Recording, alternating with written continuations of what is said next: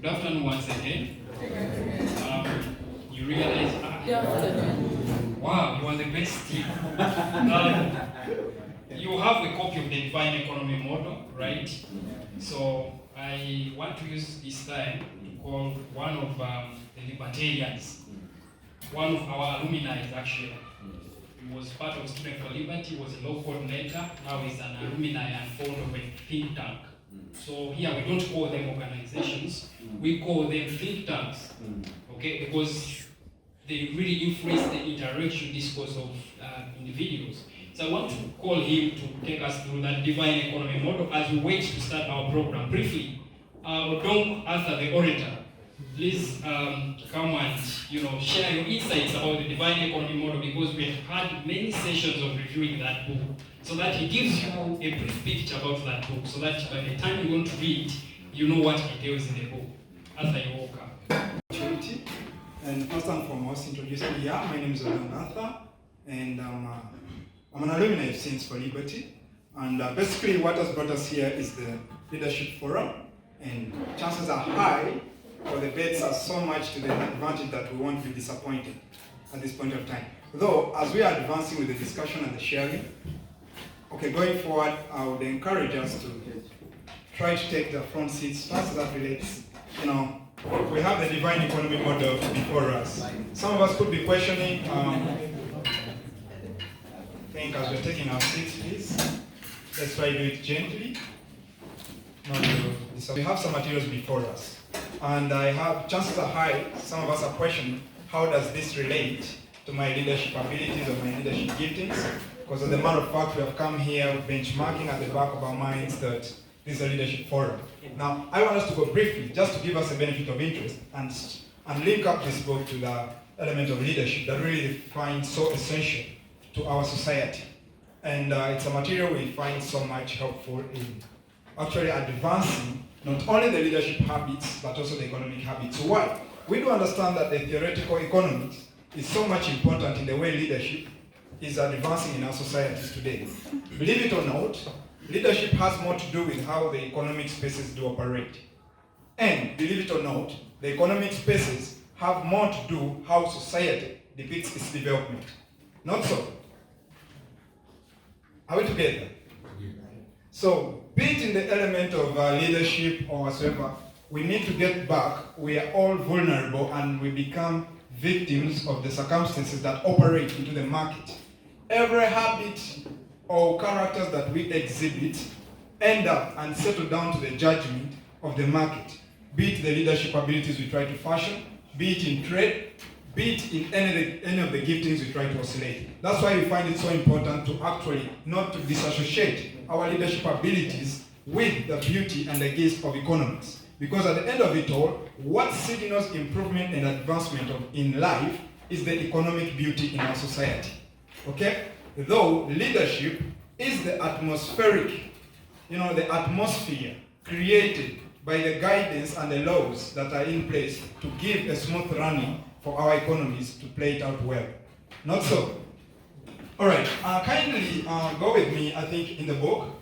Mostly, let's go to the 12th, that is the 11, under the introduction bit. I'm only going to cite out a few things to just give us an interest and really see how we as leaders, or we who have come with this back-mind benchmark of leadership, really see. Because at the end of it all, we all want to add something to the world. Not so. We all want to leave the world better than we found it. Believe it or not. Not so. We all want to contribute, though our vision of impacting and adding value to the world are kind of different. Though at the end of it all, we settle to the honest truth that we all become victims and we are vulnerable to the market, right? Okay, I just had a few, just to pick up our interest. It's not to get into the entire rhyming. Please, if you get time, you'll actually pick up the interest and read deeper into the book. It's the divine economy model. If you listen to it, that is the divine. People who are so much in the spiritual avenue and arena may try to connect it to the pastoral thing or maybe the purgatory or whatsoever it is, but no, this is just mostly the human spirit. It's mostly a connection, the human spirit, which is our will, okay? We are spiritual beings living in a physical body. Do we all of us agree to that? We are spiritual beings living in a spiritual body, in a physical body, right? Though the only benefit is our spirit or our will is not confined in the time and space of the world today, right? That's why your interest can overgrow your abilities or physical capabilities, not so? But we are confined into a body, right, that is trapped into time and space. Yes, our physical body is trapped into time and space, right? If you don't become 20 years old, you will not jump there because you wish to, right? But our spirits, our inner spirits can drive there. Our will, our interest, our desires can override time and space, right? So we have these two battling things, but it is the body that have us all, right? So now getting into this gist of the divine economy model, I think let's get to the second paragraph that is under the introduction bit. That is a picture is worth 1,000 words, okay? That's just a brief in the second paragraph and recite out. It's mostly to engage us and pick up our interest in really digging deeper, to operate and act into this practical economic environment. Okay? All right, a quick one. I think someone can volunteer and read. If you find it hard to see the value of economics, because everything seems so disjointed. Yes. Even though you are fully aware that all things are interconnected, you are expected to make sense of the fragmented pieces of information that seem foreign and contradictory to one another. It is no wonder why you, like most of us, end up losing interest in economics with a distant hope that someone else will find out how it is all supposed to work. Oh, thanks for the extent. To a large extent, we think that our art of leadership leaves the economic beauty to the businessman, right? Though we do understand that policies, the benchmark plannings and whatever they all need the art of leadership, okay? That's why the theoretical economics, leaders are mostly in the avenue of thinking, okay? Are we together here? So most times we get disjointed, we get disconnected, fine. We try to isolate ourselves, distance ourselves from this entire beauty of economics, right? So that's why we find it important to actually dig deeper and understand some writings and people who get deeper into getting the theoretical economics. Because most times when we try to think we can do the doing, we end up losing the pace, right? Okay. All right. I think let's get. Okay. Let me read this. I think to quicken up. Still in that introductory bit, in the fourth paragraph. Okay. Okay. In the fourth indent, it says, "Empowering you is not what those who are trying to control the economy want." Okay. And that's a bitter truth, guys. We may not want to accept it, but it is. Okay. It says, empowering you is not what those who are trying to control the economy want. Then it continues saying, one way to keep you weak is to perpetuate the false belief that the economy belongs to the realm of experts. Are we getting that understanding, guys? There is that utopia that is built and shaped around us, okay? That economy is shaped, is built around this entire realm of experts. Now, that's the kind of ice we want to melt and break as leaders. Okay? Anyway, this confinement of leadership is not only actually arrayed to the political leadership, okay? Personally, I'm not so much into the political environment, but I so much believe I'm a leader, okay? I'm into business, I'm to think tanks, So this entire avenue of disconnecting and restricting ourselves through a false belief that is shaped in the environment that we live in, that requires someone is taking care of business. And how does this gain control over us is we end up settling to the fact that someone is taking care of business. Now, while we are here, we are trying to actually isolate from that kind of dogma, and we want us to settle to the fact that we ought to take care of business. Okay? Someone is not there taking care of business. We are all vulnerable of the market. If we don't take care of the business, nothing will work out for us. Okay? And we ought to elevate this element of leadership, self-discovery. We shall have the discussions here. The liberty element of discovering the element and the beauty of leadership to actually elevate all these factors. Let's get to, I think, let's open with me, I think on a quick one. We are just extracting some few things. Please get deeper, It has that model that connects the human spirit connects it to justice, to the market, to the law and order. You can understand that deeply if you give it time. This is just to give it an interest of like, yes, we as leaders, we have this, attribute of accepting the responsibility in society. We really ought to understand the bit of economics. That's why actually we have this material. It's not by mistake that we're giving it. And we're actually grateful to the author who actually supported this course. All right, okay, let's go to page 7 in the numbering, not in the shooting. And let's try to dig out some of the important things which need actually the art of leadership in the economic community. That is page 7, I think. Okay, commencing on emerging the economy as a whole. Please, this is just, we are just trying to create some niche into the issue, okay? This is not actually detailing the book. Get time. I've ever read this book. At least know there is a way, when your mind, because it's actually, preset that you can never act beyond what you know. You can never know beyond what you believe, and you can never believe beyond what your knowledge, right? So, you can never act beyond what you know, okay? Not so. Yeah, if I know 1 + 1 is 2, I'll never give it a thought to say it may be 11, right? Not so. I think I'm speaking sense somewhere here. So knowledge is so much important. Gambling. You may gamble somehow.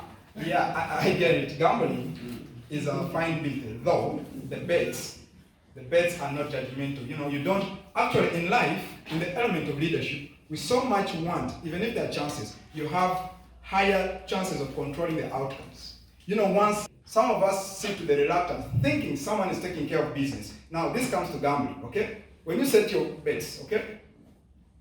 You are at the mercy of maybe Arsenal, of maybe Manchester City. It's not in your control. So as the leadership, as the art of leadership, you ought to actually build prospects, but strategic prospects that you ought to have a play in the outcomes. Are we getting the point here? The same comes to the business, I come to this very room to do some, the hub training of entrepreneurship, okay? We come to a point that we realize that when people are doing strategic planning, most times as entrepreneurs, you ought to draw plans knowing you are 80% part and parcel of the entire process.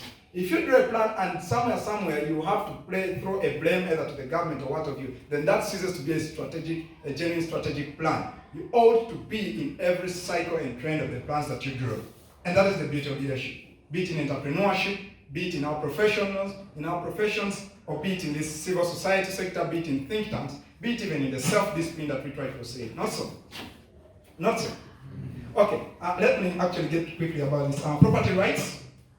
We shall talk about this. These are the tenets that liberty lives in. Property rights. Why does this book cite out property rights? When you don't own property, you can't develop property. Okay? What we add value to property. Now, what is the property? First of all, you're the first property. Not so. If you don't own yourself, you can't add value to yourself. Not so.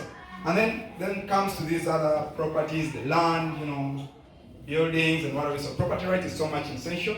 The book will detail it more. You can get time and read it. Then you have the human spirit. I made it easier, saying the biggest incentive in the market is our will. It's not the money, right? Money is just a medium that expresses our will. Here's the deal. If I go and get a boda guy, the thing is my willingness to travel to a certain place is higher than the money I have. That's why I will pay off the 4,000 for the gentleman to take me to a certain place. Why? It's the will that is first transacted. That's why the human spirit comes in here. Okay? Everything in the market oscillates from the element of the spiritual being, or the spiritual, life. That's our will. Okay? Value for value. It's my will that shapes the value. If I don't value a cake for 500 shillings, I won't buy it. Right? So the will comes first in the entire avenue. And then we have also understanding the economy is so much important. Then there's this part that I wanted us to read. That's the last bit, that's the last paragraph that says, the market is where individual human action undergoes reconfiguration into a more social entity. Okay? Then it says, this part of the dynamics between the act and the transformation. The market is where knowledge flows, and from in a civilization. Okay? Now, I want us to actually, I think we shall get time, guys, and read deeper into this book. This is just trying to give us a thing to inspire us actually read this. As leaders, as we who aspire to actually see this society change, we really need to dig deep and have the theoretical backing of everything that we bring into birth, okay? No, since capital is the most limiting factor I think all of us can agree to this, right? But now let's understand why capital becomes the most limiting factor. It says the movement is, which is right. Inflation can crack the growth of society, or it can cause the other way around. And then it continues and says, this necessitates optimally a harmonious expression of the market, so truthfully reflects the will of the people. Now it concludes saying, in the divine economy fully invested, the human beings find share is most limiting factor. Still in this book, you'll get a part that will try to explain why capital is a limiting factor. The most important thing is because future. The future is uncertain. The present can be predicted. We can play a role in the present. We have no control in the future, but we can shape directions to the future. Are we together? Yes. So now why capital? Because the future is not in our control. We just shape ways there. Right? Are we together somewhere? Okay, the future is not in our control, we shape ways there. Now why capital becomes a limiting factor? The case in point is during war. The only capital that we have is we are uncertain of the future. So survival for the future becomes our own incentive. So the capital becomes limited in that environment. That's why business never mushrooms or never strives in amidst war. Are you getting the analysis? So capital is always going to be limited. Now, the most important capital we have to commence with is we, right? Is we. Our control what we have today to extend us to the future. Please, and make sure that you use the knowledge that is in this book to transform your communities. Now, I want to, because now I told you we are time conscious, so we want to start with the program. We want to start with speed networking.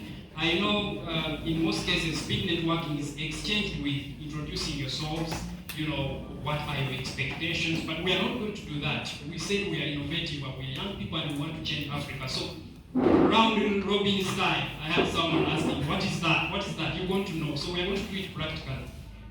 Peter, can you help me? So what we are going to do is, you are going to face your neighbor.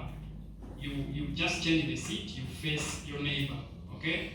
So in 1 minute, not even a minute, in 2 seconds or 3 seconds, you are going to share about yourself to your neighbor, okay?